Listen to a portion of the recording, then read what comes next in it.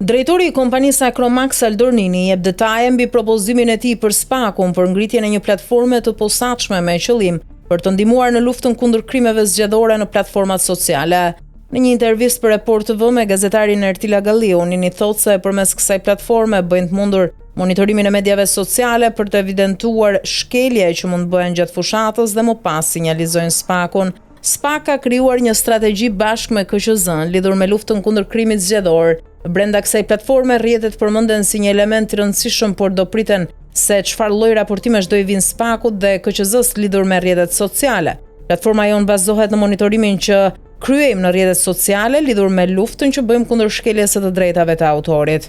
Të njëjtën platformë ne tashmë e kemi konvertuar dhe do e përdorim edhe për identifikimin e shkeljeve që mund bëhen gjatë zgjedhjeve të këtij viti. Ne nuk marrim vendimin përfundimtar a është shkelja apo jo, por ne bëjmë sinjalizimin e këtyre informacioneve. Ne kemi një sistem që mbledh këto informacione në rrjetet sociale dhe jemi në gjendje të bëjmë diferencimin se çfarë lloj materiali është ky, thot Nini. Përpos propozimit ky i fundit thekson se kanë përgatitur disa raste që i cilësojnë shkelje zgjedhore dhe do t'i dërgojnë në SPAK. Duke parë shkeljet që po ndodhin që tani e kemi parë të arsyeshme të merren masa.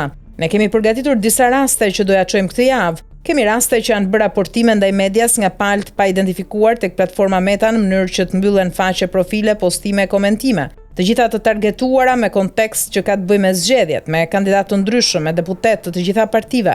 Për shembull, ti flet për Veliajn, Berishën, dikujt si pëlqen dhe bën më mira raportime të falsifikuara që ti mbyllin, thot ai.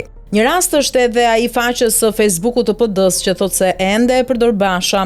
Kemi faqen e Facebookut të PD-s që është e rrëmbyer nga Basha, që i është ndryshuar emrin në partinë e tij Euroatlantike.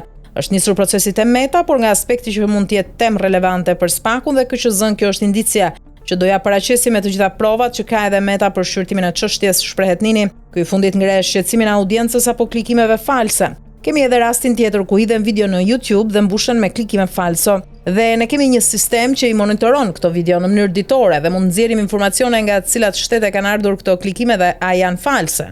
Një qytetar normal mendon se fushata ka 10 milion klikime dhe mendon se do të jetë suksesshëm dhe hajt jap votën, thekson Nini. Në propozim parashikohet që çdo person mund të raportojë pranë kësaj qendre për sulmet që i ndodhin dhe merren masa nga SPAK dhe grupet e posaçme kundrejt platformave si Meta, YouTube, TikTok e të tjerë. Nini thotë se Acromax e bën këtë propozim për të ndihmuar, pasi siç thekson ai, lufta më e madhe në këto zgjedhje do të bëhet në rrjetet sociale dhe jo në blerjen e votave në terren.